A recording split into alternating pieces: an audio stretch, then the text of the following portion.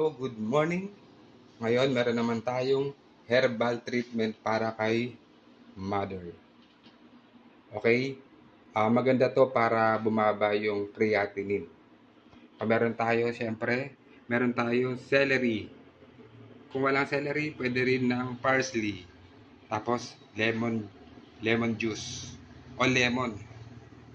Tapos, peras. Syempre, pipino and mansanas. Nagkukunti lang nilagay ko kasi dalawang tubig lang para sa amin. Tag-isa kami ni nanay. Syempre, paghaluin natin, i-mix natin yan. Lagay mo natin tong peras. Lagay natin tong mansanas. Lagay natin tong pipino. Ayan. Lagay natin tong celery.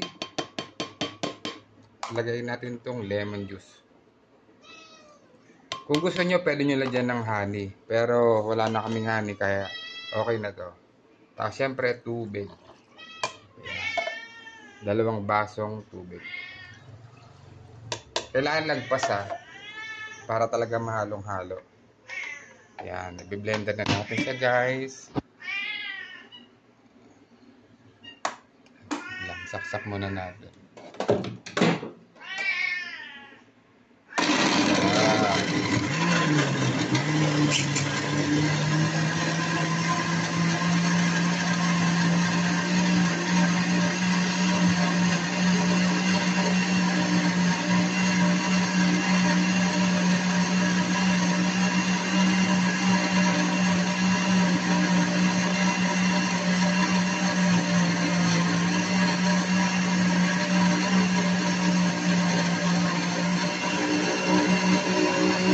Bali guys, kailangan pinong-pino Tapos sasalain yan para makuha yung katas.